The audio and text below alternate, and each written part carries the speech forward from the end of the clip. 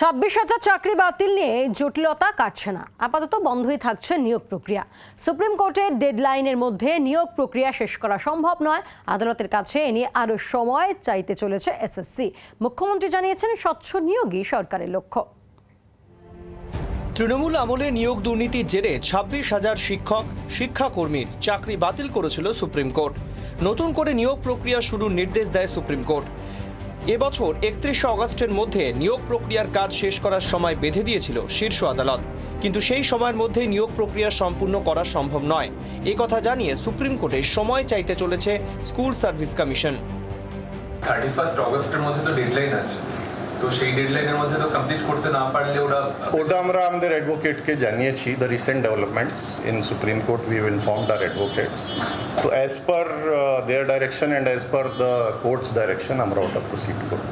আমরা আমাদের অ্যাডভোকেটকে জানিয়েছি, অ্যাডভোকেট আবার কোর্টে মুভ করবেন। তৃণমূলের আমলে নিয়োগ পরীক্ষা শুরু হয়েছিল, কিন্তু সেই প্রক্রিয়া কিছুটা থমকে গিয়েছে, কারণ একাদশ এবং দ্বাদশ শ্রেণীর ভেরিফিকেশন আপাতত স্থগিত রাখা হয়েছে।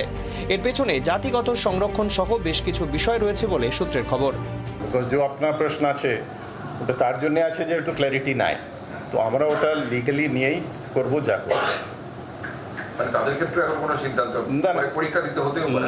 লয়ার আমাদের অ্যাডভোকেট আমাদের জানায় নেই, ওরা জানাবে, আমরা জানাবো।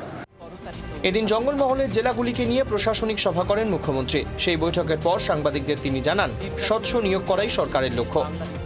পিএসসি, এসএসসি তারা যা প্রেস কনফারেন্স করেছেন এটা গভর্নমেন্টের কাজ। আমাদের কি কাজ? রিক্রুটমেন্টে আমাদের তিনটে কাজ। একটা হচ্ছে ক্যাবিনেটের সিদ্ধান্ত নেওয়া, জব ক্রিয়েশন, অনুমোদন দেওয়া ক্যাবিনেট থেকে, আর অর্থ দপ্তরের মঞ্জুরি। এই তিনটে কাজ ছাড়া আমাদের আর কোনো কাজ নেই। সম্প্রতি এসএসসি চেয়ারম্যান পদে বসানো হয়েছে রাজ্যের প্রাক্তন মুখ্য সচিব দুষ্মন্ত নারিওয়ালাকে। এদিনের বৈঠকে যোগ দেন কমিশনের নতুন 4 সদস্য।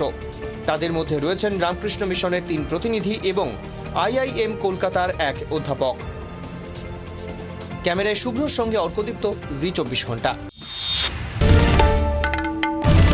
বাংলার আওয়াজ, বাঙালির আবেগ, জি 24 ঘন্টা।